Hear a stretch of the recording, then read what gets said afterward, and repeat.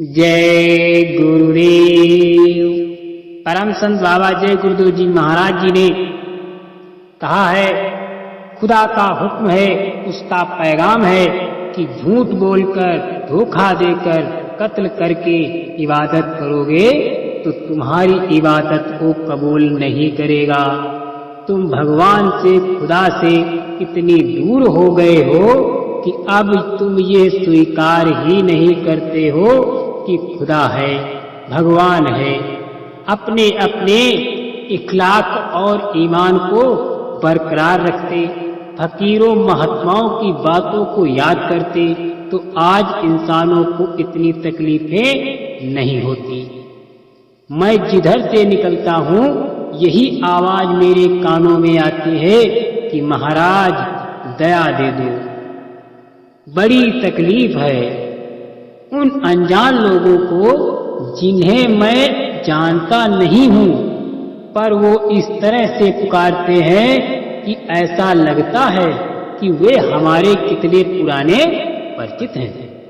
वास्तव में अगर खुदा न होता, ईश्वर न होता तो आप कत्ले आम करवा देते, पर भगवान है, खुदा है, इसलिए आपको समय समय पर ठीक करता रहता है। उनके लिए कोई गैर नहीं है, उनकी नजरों में हम सब एक हैं। मैं कितने सालों से बराबर यही देख रहा हूं कि या तो तुम लड़ जाते हो या तुम्हें कोई लड़वा देता है।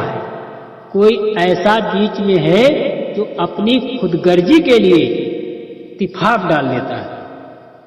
तुमने इस बात को नहीं समझा और अपना नाश कर दिया।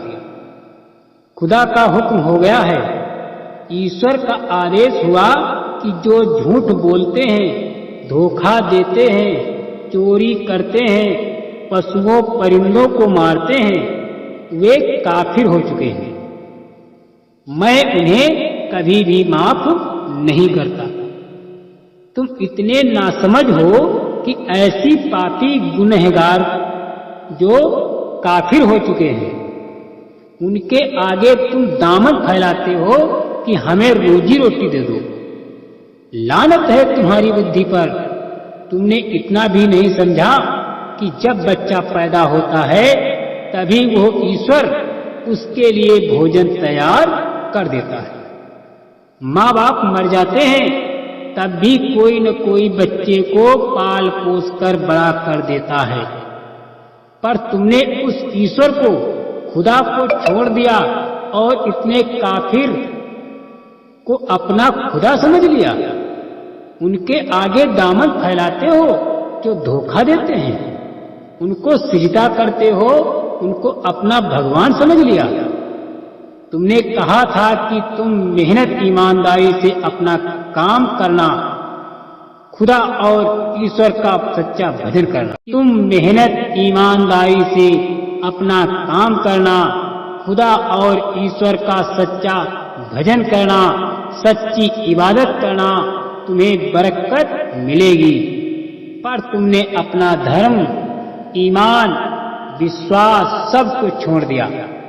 आपने उनको कुछ नहीं समझा जिन्होंने ईश्वरी विद्या को प्राप्त किया। अपने शरीर को जलाकर वो ज्ञान प्राप्त किया। आपने उस आध्यात्मिक विद्या को छोड़कर बाहर की चीजों को अपना लिया। बाहर के देश की बड़ी महिमा, बड़ी तारीफ अपने देश की कोई महिमा नहीं।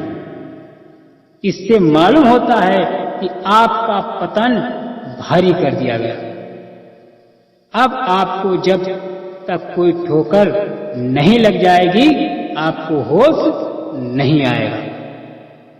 तुम दुनिया में रहो, तुम दुनिया में रहो, तुम्हारे मन में दुनिया नहीं रहनी चाहिए। ऐसा होने पर ही भजन ध्यान कर सकोगे। तुम्हारे हर श्वास पर भोग निश्चित है और ये तुम्हें मिलेगा। जय गुरुदेव।